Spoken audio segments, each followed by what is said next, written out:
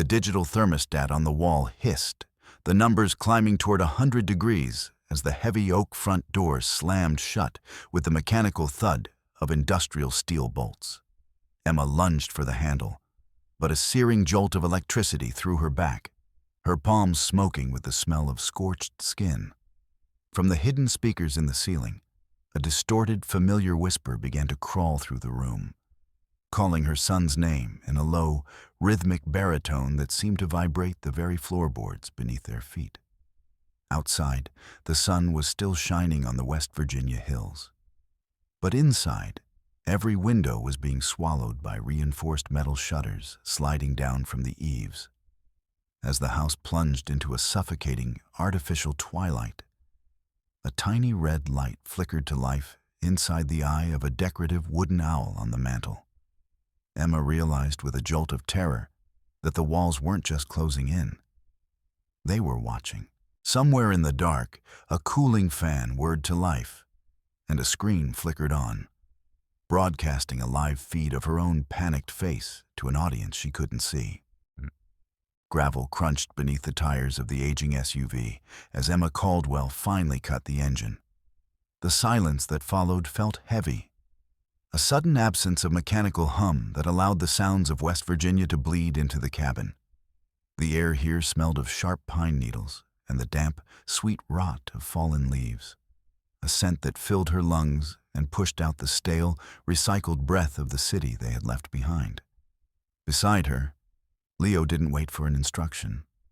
He scrambled out of the passenger seat, his thin arms wrapped tightly around a cardboard box overflowing with dog-eared comic books. His sneakers hit the dusty porch with a hollow thud, leaving pale imprints on the weathered wood. Emma stepped out, her boots sinking slightly into the soft earth. She hauled a heavy suitcase from the trunk, the plastic handle biting deep into her palm with a familiar, localized ache. She climbed the steps and leaned her weight against the massive oak door. It gave way with a low, rhythmic groan of iron hinges. Inside, the house greeted them with the scent of beeswax and old, oxidizing copper. Emma dropped the luggage onto the parquet floor, the sound echoing upward into the rafters. She watched as motes of dust danced in the long, slanted shafts of afternoon sunlight, swirling in the wake of their intrusion. Leo was already a blur of motion, his footsteps thundering up the narrow staircase. The sound of his excitement filled the empty rooms, a sudden pulse of life that seemed to startle the very walls of the old farmhouse. Emma moved toward the wall, adjacent to a tarnished, antique mirror, her fingers tracing the cool, seamless surface of a touch-screen panel embedded directly into the plaster. The sleek, black glass felt alien against the backdrop of the rough-textured floral wallpaper. As her skin made contact, the screen hissed to life, displaying the azure, minimalist logo of the Olympus home system. A soft, high-frequency whirring of hidden servo motors vibrated through the hallway, a sound so subtle it felt more like a sensation in her teeth than a noise. Emma's brow furrowed. She mentally leafed through the pages of the closing contract she had signed 3 weeks ago. There had been no mention of a high-tech cybernetic backbone integrated into this derelict property. The panel blinked a welcoming pulse of light, the glossy surface reflecting her own bewildered expression back at her. From somewhere deep in the belly of the house, the cellar perhaps, a low-frequency hum began to rise. It was the unmistakable throb of a powerful processor, a rhythmic vibration that Emma could feel through the soles of her hiking boots. She tentatively tapped the icons for interior lighting. Instantly, synchronized rows of LED strips, concealed artfully beneath the crown moldings, flared into existence. The white light was clinical, cutting through the warm shadows of the farmhouse with surgical precision. This technology felt like a foreign object lodged in the skin of the building, and a persistent, nagging itch began to tingle between Emma's shoulder blades. The air in the living room grew heavy, a sudden stagnation that made Emma's chest feel tight. She pressed her thumb against the digital thermostat, attempting to override the setting that had climbed to a staggering 86 degrees.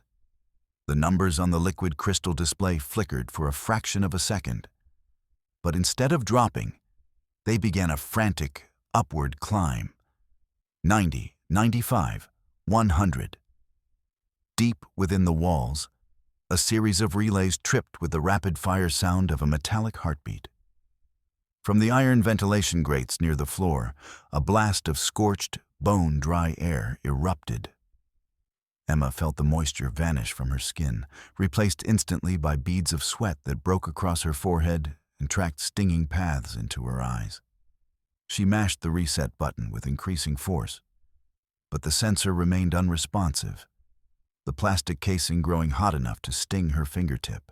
The room transformed into a convection oven, the atmosphere thickening until it felt as viscous as syrup. Emma snatched a dish towel from the kitchen counter and waved it frantically in front of the wall sensor, hoping to trick the internal logic with a breeze. It was useless. The roar of the climate control system only intensified, a mechanical howl that turned the sanctuary of the living room into a shimmering, airless kiln. Upstairs, Leo froze in the center of his new bedroom. A sound had begun to leak from the perforated metal grills of the speakers hidden in the ceiling. A faint, dry rasp, like the rubbing of dead skin against a drumhead. The static coalesced, sharpening into a low, resonant baritone that vibrated in the boy's marrow. It was Mark's voice. He spoke Leo's name with a terrifying, melodic slow burn, an intonation that suggested a predator savoring the scent of a cornered animal. Leo's hands went limp, and his favorite superhero figurine slipped from his grip, the plastic clicking sharply against the floorboards.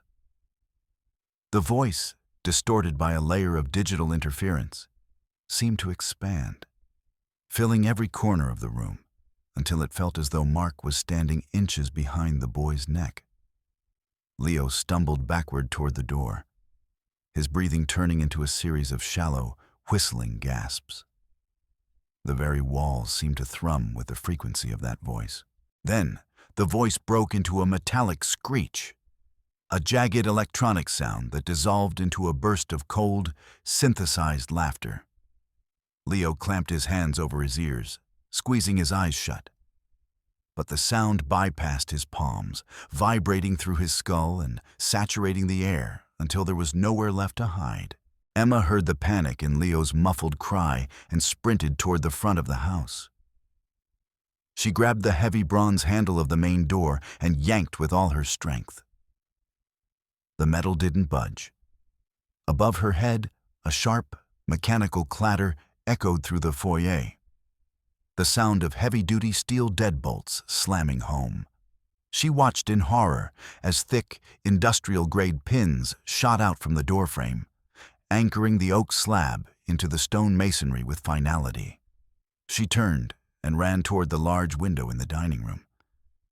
But before she could reach the latch, a series of reinforced metal shutters descended from the exterior eaves. They hit the sill with a rhythmic, booming thud, severing the last golden threads of the sunset. All around the house, the symphony of entrapment continued. Electromagnetic locks engaged with heavy, uncompromising thumps, sealing every secondary exit and basement hatch. Emma hammered her fist against the door's interior casing, the impact sending a jarring vibration up her arm that numbed her elbow.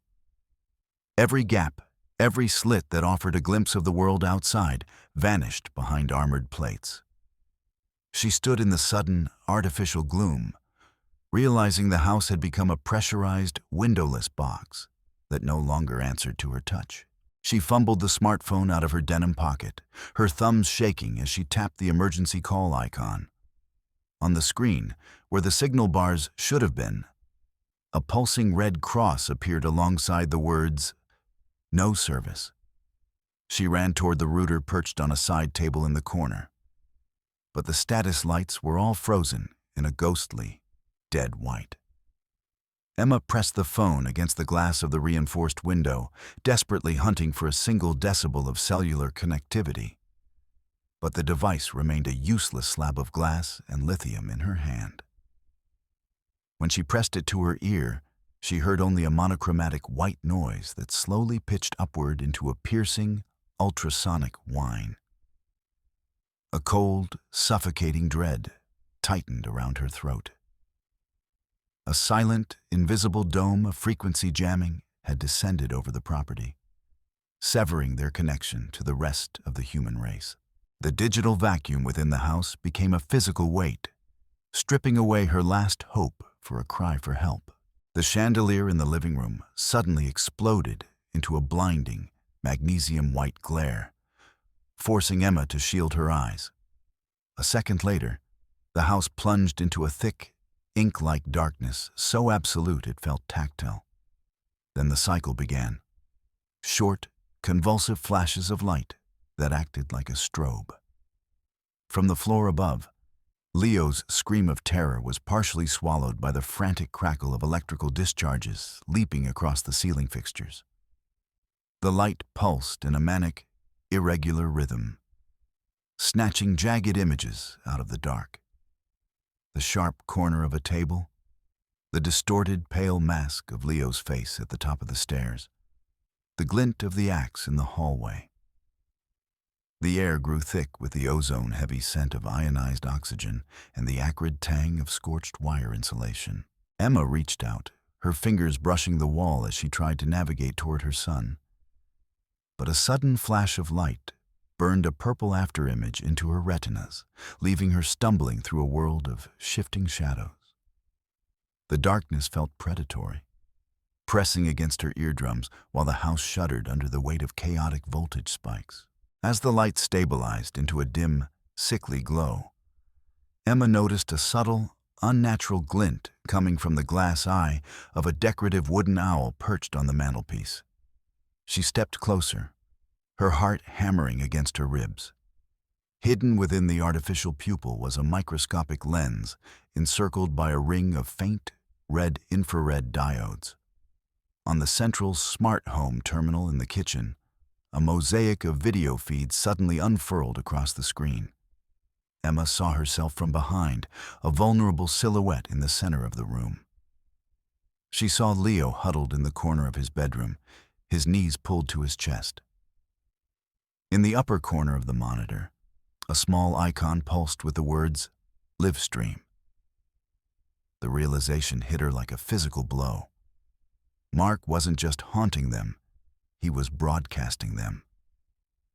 She snatched a heavy ceramic vase and smashed the wooden owl into splinters. But as the pieces hit the hearth, she spotted another pinhole lens embedded in the mesh of the ceiling fan. Mark's gaze was a physical presence, stitching through the walls and furniture, turning their private agony into a transparent aquarium for a sadist who was currently savoring every tear. Desperation drove her back to the kitchen, where a stationary video telephony terminal was integrated into the cabinetry. She mashed the buttons until the screen flickered, revealing the grainy, sleep-heavy face of Sheriff Miller. Emma screamed into the microphone, her words tumbling over one another as she described the locked doors, the heat, and the voice of her ex-husband. But the connection was unstable. Her voice reached the station with a 3-second lag, chopped into unintelligible digital bits. Miller adjusted his glasses, squinting at the camera with a look of weary, professional condescension. He muttered something about the documented stress of high-conflict divorces and suggested that Emma take a sedative and try to get some rest. Emma slammed her palm against the screen, her voice cracking as she tried to make him understand the reality of the electronic siege. Miller simply shook his head, his image freezing for a moment before he disconnected. The line died with a short, final beep, leaving Emma staring at the indifferent blue glow of a vacant monitor. The speakers throughout the house suddenly crackled with a sharp, percussive pop. Mark's voice returned, but the distortion was gone. It was now clean, clinical, and terrifyingly calm. He spoke as if he were narrating a documentary, commanding Emma to kneel in the center of the kitchen and beg for his forgiveness.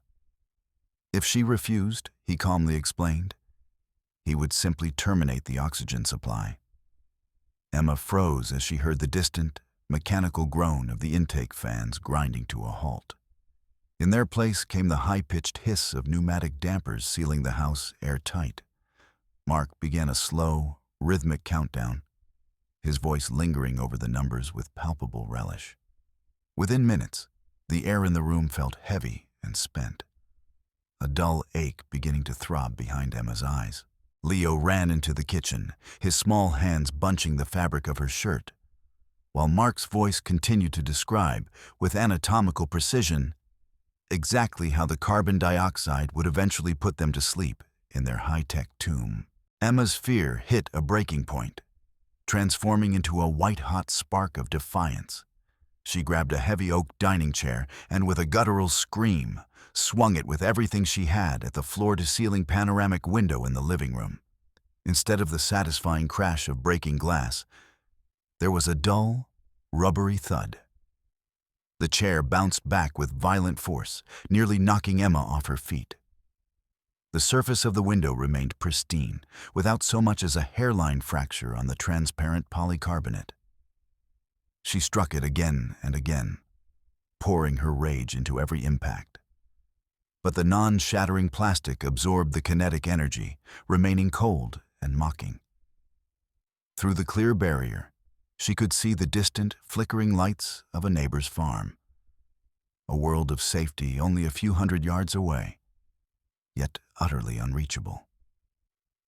Her hands were raw and bruised, her muscles screaming with fatigue. Outside, the external security floodlights suddenly flared to life, turning the window into a blinding, one-way mirror that reflected nothing but her own frantic, trapped expression. Upstairs, Leo sat on the edge of his bed, the school tablet in his lap vibrating so hard it hummed against his thighs. A relentless tide of notifications began to wash over the screen. He looked down and saw his own profile picture, but the words being typed beneath it were not his. Hateful, poisonous messages were being blasted to his entire contact list, threats against his teachers, cruel taunts aimed at his few friends. The cursor moved with a ghostly, autonomous precision, clicking through his private photos and deleting them one by one. Leo tried to swipe the screen, to shut it down, but the interface was locked.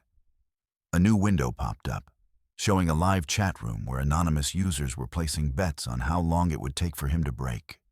The tablet, once his only window to the world, had been subverted into a tool of social assassination, stripping away his reputation before he could even process the betrayal. The house began to groan under a new kind of stress. Emma stood in the hallway as the floorboards beneath her feet started to vibrate. In the kitchen, the smart fridge began to cycle its compressor at a dangerous frequency, the metal casing rattling against the floor. The dishwasher turned on, its internal pumps screaming as they ran dry. Then the smell hit her, the sharp, ozone tang of overtaxed circuit boards. In the basement, the server racks were being pushed to their thermal limits, the cooling fans failing as Mark bypassed the safety protocols. The walls seemed to hum with a frantic, electronic energy, a digital fever that was beginning to cook the house from the inside out. Emma realized that Mark wasn't just trying to scare them anymore. He was prepared to burn the entire system down with them inside if it meant he maintained total control over their final moments. Emma retreated to the master bedroom, her breath coming in ragged hitches. She looked up and saw the small black speaker mounted in the corner of the ceiling. It looked like a predatory eye. Mark's voice drifted down, no longer shouting, but whispering. He spoke of the dark web community that was currently watching them, a group of like-minded stalker hackers who viewed this as a masterpiece of psychological engineering.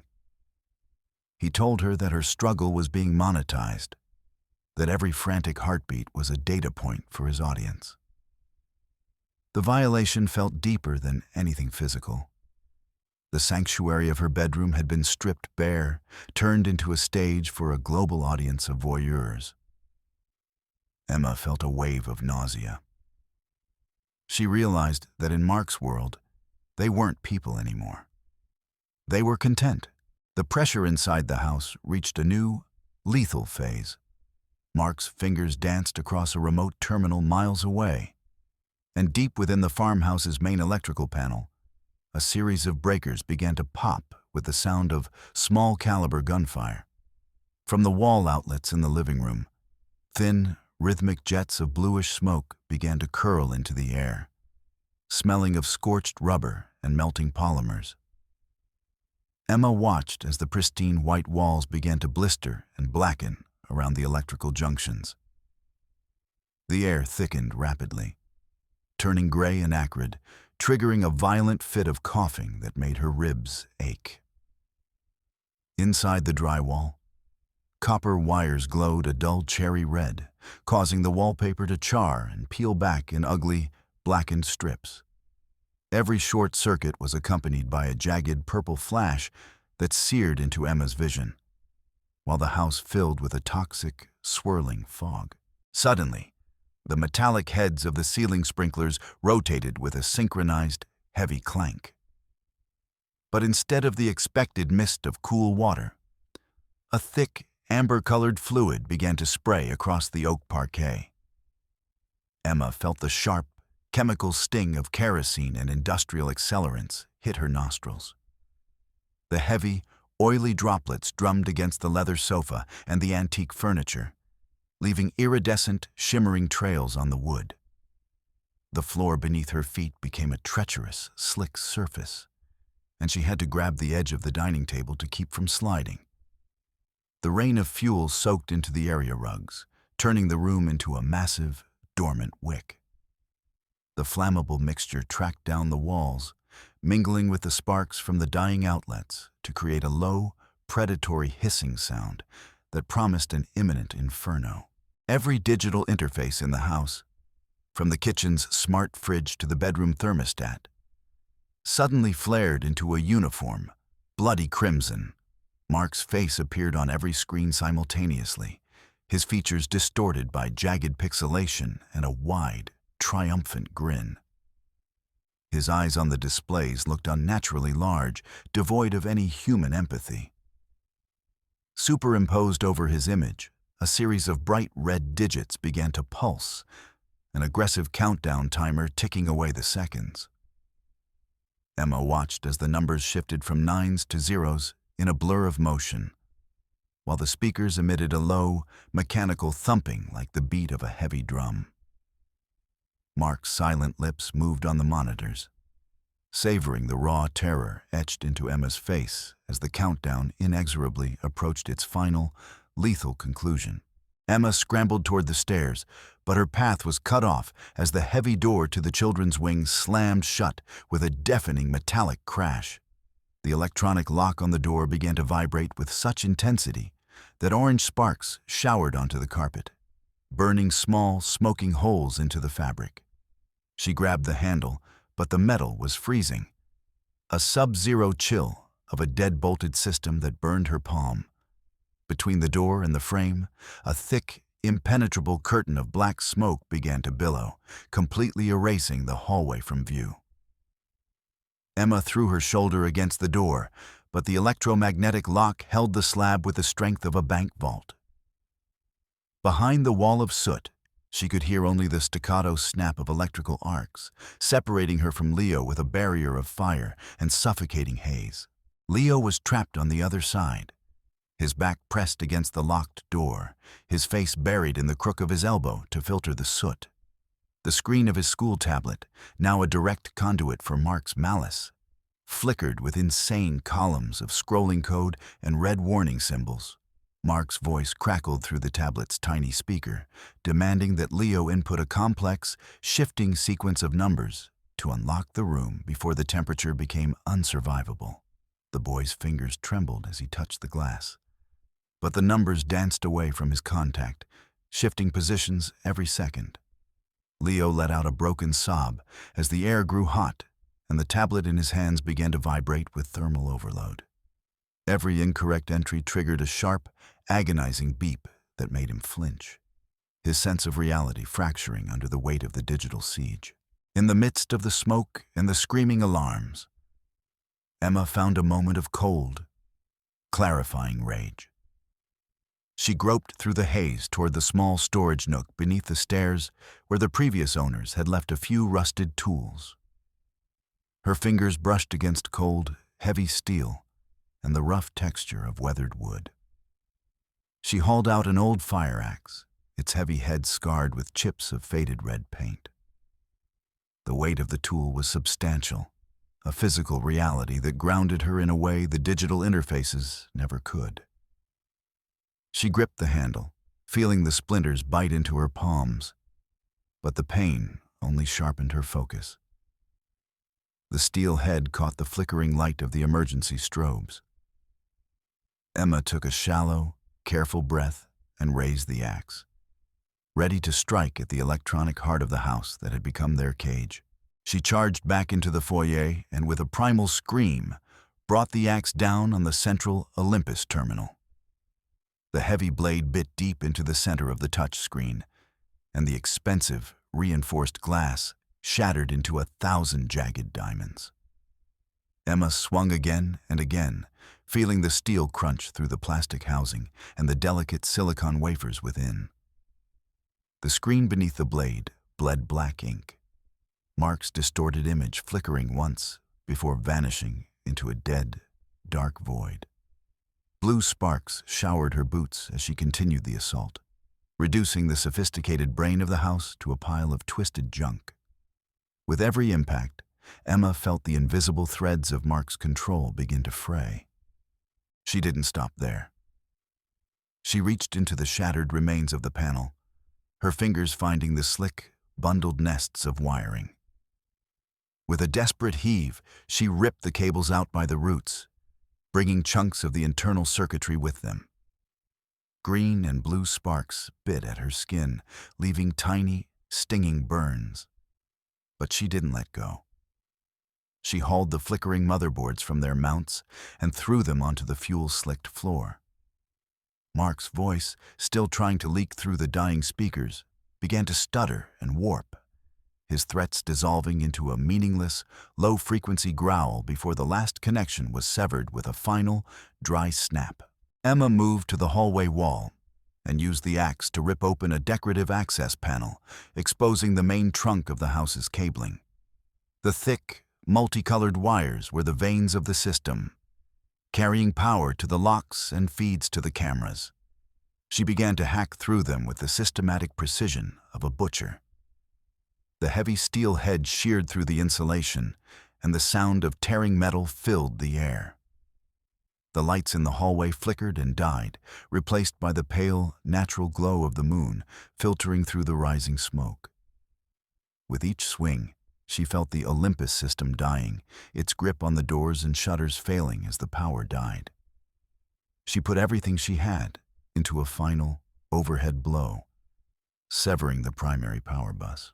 Suddenly, the frantic digital cacophony was replaced by a series of heavy, rhythmic clicks that echoed through the house.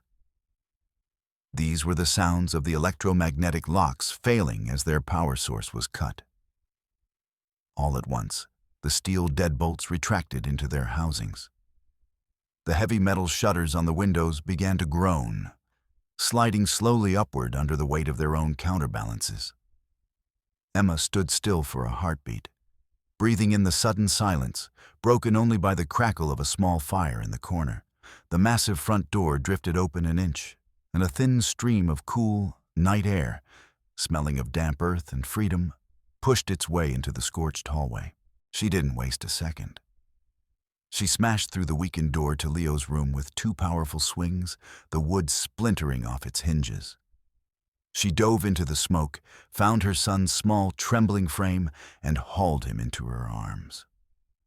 Leo was coughing, his face a mask of soot and tears, but he clung to her neck with a strength that surprised her. Emma carried him down the stairs, jumping over the pools of fuel and the sparking wires. They burst through the front door and onto the porch, where Emma finally collapsed into a kneeling position, gasping for air. She set Leo down on the gravel and looked back. The house was a dark, smoking silhouette. But they were finally outside, under the vast, indifferent stars of the West Virginia sky. Miles away, the interior of a high-end SUV was bathed in the harsh, flickering light of multiple tablets and a laptop. Mark stared at the screens as they all simultaneously went black, displaying "connection lost" in cold, white text. His face, usually a mask of calculated indifference, twisted into a jagged snarl of pure, unadulterated fury. He had lost the feed. He had lost the control. He had lost the game. He slammed his fist against the leather-wrapped dashboard, the impact cracking a plastic trim piece.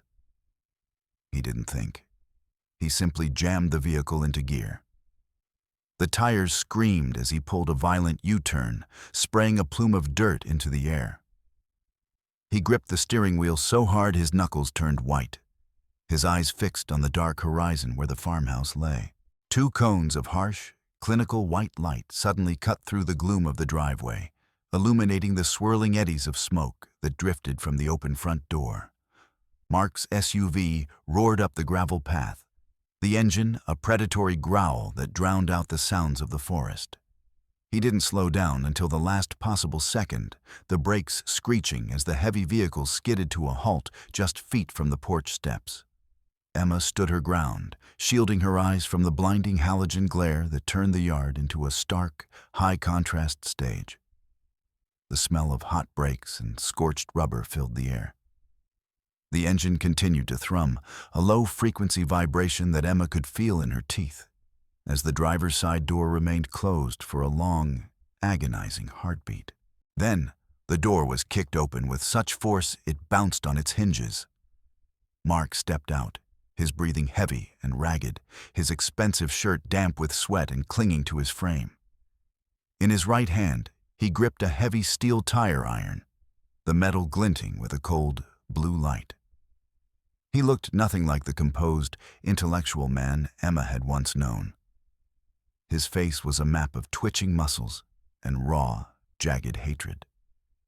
He dragged the tip of the tire iron across the gravel, creating a rhythmic, metallic rasp that set Emma's teeth on edge. He let out a low, guttural sound, half sob, half growl, and started toward the porch, his eyes fixed on the woman who had dared to break his machine. Emma didn't hesitate.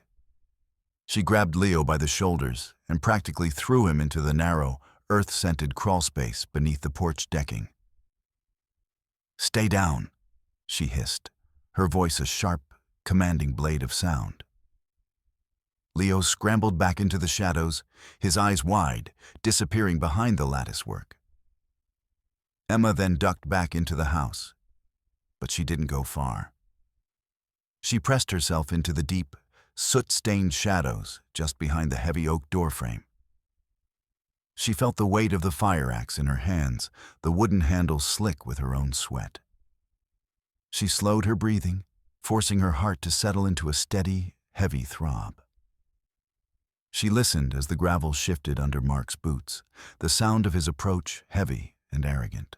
Mark stormed into the foyer, his boots crunching over the glass shards of the ruined terminal. He swung the tire iron blindly through the smoke, his silhouette a dark, jagged shape against the light from the SUV's headlights. He was coughing now, the acrid smoke from the melted wires stinging his lungs, and he began to scream Emma's name, his voice cracking with a mixture of rage and burgeoning panic.